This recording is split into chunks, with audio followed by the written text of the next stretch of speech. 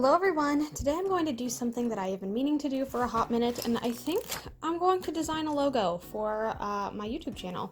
This is something that I've never really done before because I don't actually think I'm very good at logo design.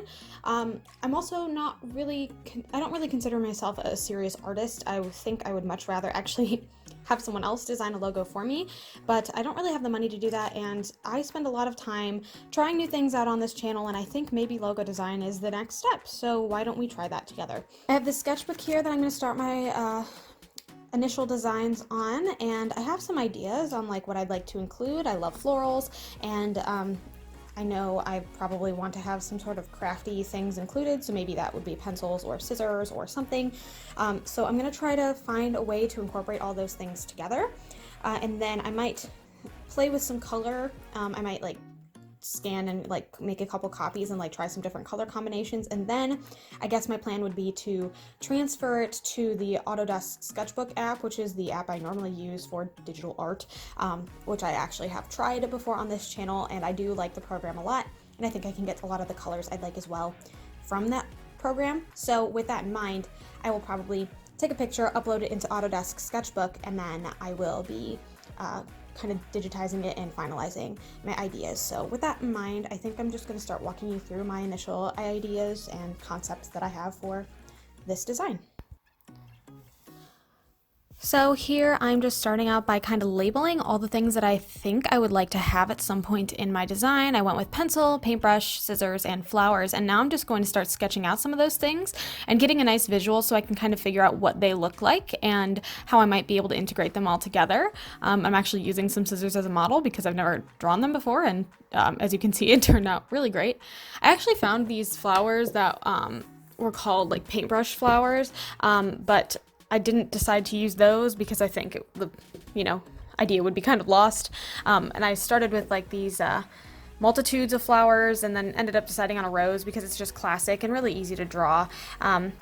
And I tried coming up with a bunch of different styles for a rose to kind of create something unique, which is what I'm doing here, and they all kind of turned out really, really badly. So I actually started with a new thought process on this like design that I was actually going to use to upload onto Autodesk Sketchbook.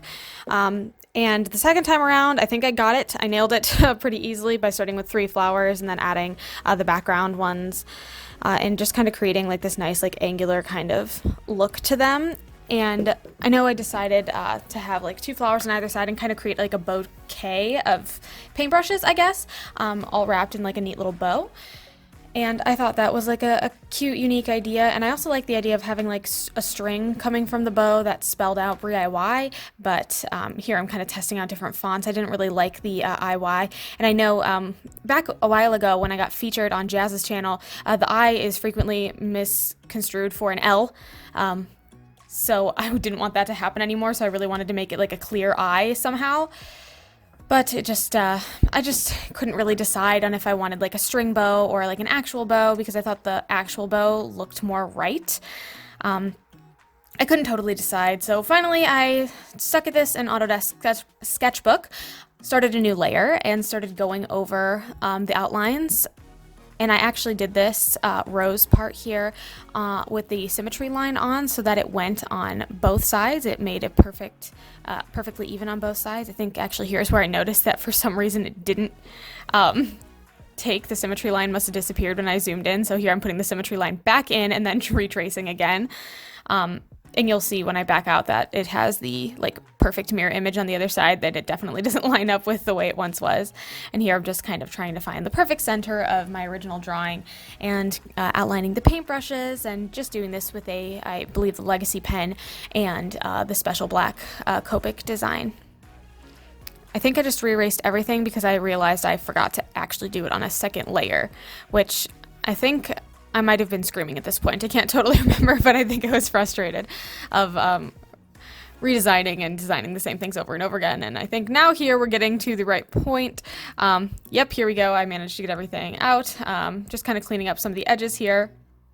Wanted to make it nice and simple to look at. I guess I didn't like the shape of this middle paintbrush here, so I decided to redo it a little bit. And here I'm kind of creating the like string sort of bow on the center to start. I'm actually going to go in and change it up a little bit later and see how I like that. For the roses, I'm going with like a soft dusty pink color, or like a more like a, I don't even know how to describe this, like kind of a red pink, and then using a really dustier pink to kind of highlight and shadow, just to kind of make it look a little more subdued and pastel. And then I'm going in with the bleeding watercolor brush to add those shadows, and then the blending tool to obviously blend it out, make it nice and pretty. I believe I tried to use the symmetry tool on this one as well, but I don't know if I don't think it worked, and I really didn't want to have to recolor everything, so I just decided to color each of them separately. And I think that makes it look maybe a little bit less perfect and a little bit more organic, which, as we all know, is basically my thing. Imperfections are pretty much standard when it comes to my creations. So I'm just going in, cleaning up the edges around the sides. Obviously, I could use the fill tools here because I did not complete a lot of my lines in a lot of places. So I just had to do a little bit of cleanup, and I expected that and knew that going in. So here I'm taking a medium green and filling in the stems of the flowers and adding some shadows. Cleaning up the edges again. I am using all Copic colors for this from the app, which I think is like a really nice feature. Here I'm just popping in some nice highlights. I really liked the idea of shading, and part of me was like, oh man, I should really just use like solid colors just to make it an easy design to replicate, which seems like maybe the right move, but also I really liked the way that the shading looks. I always have, and I kind of have a certain style when it comes to how I do my designs in Autodesk Sketchbook, so I just wanted to stick to what was more true of me and what I would like, because it is in fact my logo design, and I think that this suits me a little bit better than using just plain stagnant colors would be. Picking out the browns was the hard part. I really wanted like a deeper, like chocolatey kind of brown, but it just wasn't happening. I couldn't really find one that didn't look very like warm toned, even though I was looking for some really cool toned browns. And I kind of created these like striped, like blended striped looks to create like the bands of the metal almost, like you would see at the end of a pencil eraser around the tips of the paintbrushes before you got to the bristles. And I also considered keeping some of the colors the same when I actually colored in the paint at the tips of the paintbrushes, because I did want to add a little bit more color to it. And I couldn't totally decide if I wanted to keep it all the same color or add some variety, because I don't know, I guess I can just imagine this being like a giant pain in the butt when I have to like swap between a bunch of colors for like nothing if I'm ever painting this design on something, or you know, recreating it somewhere. Swapping colors might be kind of frustrating, but again, I decided to stay true to what I would genuinely like and not worry about my ability to replicate it in the future. And I ended up switching and using all different colors with a nice like baby blue in the middle, this yellow color on the outside, and a pastel like a lavender purple on the inside, and just adding in some shadows to kind of give those colors a little bit more depth and match the rest of the painting. I really liked the way that the bristles on the paintbrush turned out. Actually, I think that's probably my favorite little detail of everything here. Now all I'm doing is going in and kind of sharpening things up. I started playing with the idea of possibly not using the outlines at all, and I kind of decided against that, especially because I don't think that I colored everything in right enough the first time to make it look right when I took it off. And I also played with adding and removing the bow. I actually put that this bow here as its own like separate layer so that I could add it, remove it, and then kind of compare it to using an actual like ribbon styled bow on the front of it. And I showed this to my boyfriend. He said he liked the ribbon bow better. He thought it was more, it looked more put together, I guess, and this kind of just strayed away from the very kind of clean look of everything else. At this point, I think what I'm doing is like going in with like, or lowering the opacity of the outlines so that it's not so harsh.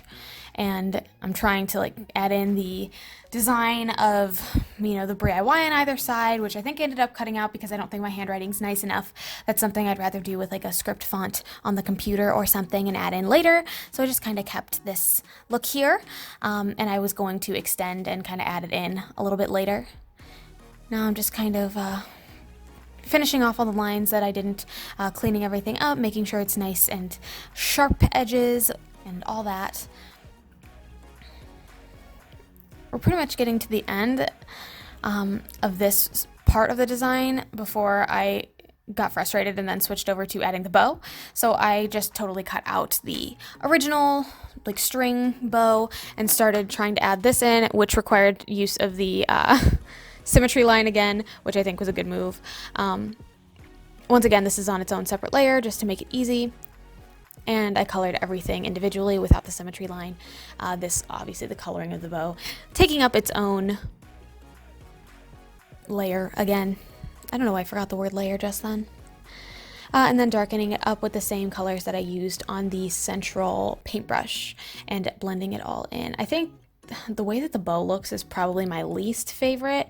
Not necessarily because I don't like the look of the bow, but I think I colored it in kind of lazily because I was getting irritated at this point. I don't know if I have the patience to do digital art, or really a lot of art. I'm a very, very impatient person. That's why I like working with acrylics and glue as opposed to, you know, sewing things down or using oil paints, because I think there's some sort of immediate gratification that comes from that, and that might just be my millennial instincts there. But I like being able to finish a project and seeing it come together in one sitting, and that's probably one of my biggest flaws, is that I struggle to maintain this idea that I have to be able to finish that I can like finish things in separate sittings, and I have to finish things in one sitting, which is definitely something I struggle with. Anyway, here is the final look at the design that I came up with. I actually came up with a couple more that I'm going to show you here because I totally can't decide on what it is that I want my brand to look like.